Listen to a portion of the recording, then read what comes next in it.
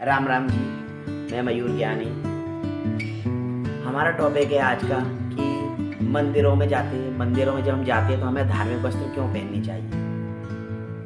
आजकल लोग जैसी वेशभूषा में होते हैं वैसे ही चले जाते हैं, लेकिन जब हम मंदिर जाएं तो हमें धार्मिक वस्त्र पहनने चाहिए। इसका ये रीज़न है कि जब हम कहीं जाते हैं, जैसे मान के चलो कहीं किसी का आमंत्रण आया है, किसी के यहाँ कोई प्रोग्राम है, तो हम वहाँ भी जाते हैं तो हम नए वस्त्र पहन कर जाते हैं, ज़्यादा से ज़्यादा अच्छे कपड़े पहनने का प्रयास करते हैं। क्यों पहनती हैं? क्योंकि जब हम वहाँ जाएंगे तो हमारी इम्पोर्टेंसी हमारे कपड़ों से बढ़ेगी। वो हमें कपड़ों से ही पसंद करेगा कि अरे हाँ, और वो हमें देखकर खुशी भी होगा कि ये मेरे यहाँ आए, इतने सुंदर कपड़े पहन कर आए, इतने अच्छे वस्त्र पहन कर आए, इन्होंने मेरे प्रोग्राम को इम्पोर्टेंसी दी।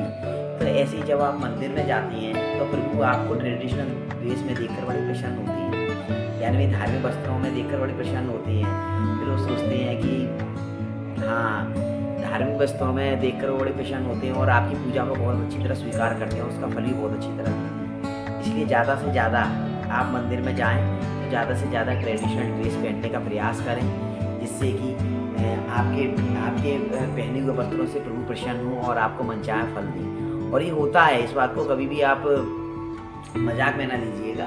वस्त्रों का बहुत इफेक्ट होता है। जैसे कि हम मान के चलो किसी को देखते हैं, एक तो जैसे कि शॉर्ट टॉप शॉर्ट जीन्स पहन के कोई लड़की आ रही हो, और फिर जैसे ही हमारा इफेक्ट दूसरी लड़की की तरफ जाता है जो बिल्कुल साड़ी में पहनी हुई है, ट्रेडिशनल ड्रेस पहनी हुई है या गोपी ड्रेस पहनी हुई है, उसे देखते कि हमें एक अलग ही सी फीलिंग आती है कि वाह कितना अच्छी ट्रेडिशनल ड्रेस है। ऐसा लगता है कि इसे देखते कि हमें एक अच्छे, जैसे लक्ष्मी माँ के दर्शन हो गए हों, एक अच्छी विभूति की हम इमेजिन करते हैं, और जो वो शॉर्ट कपड़े पहनी होती है हम उसकी एक अलग इमेजिनेशन करते हैं। तो इसलिए हमें, जब हम अपने आप को ये चीज़ फील करते हैं, तो ऐसे ही हमें प्रभु के मंदिर में जब हम जाते हैं तो आप उसे अकेले मूर्ति ना समझें। उससे जब आपने, जैसे आप भोलेनाथ के मंदिर गए तो आप उन्हें मूर्ति ना समझ के उन्हें पूरे प्रभु समझिए कि प्रभु आपका इंतज़ार कर रहे हैं।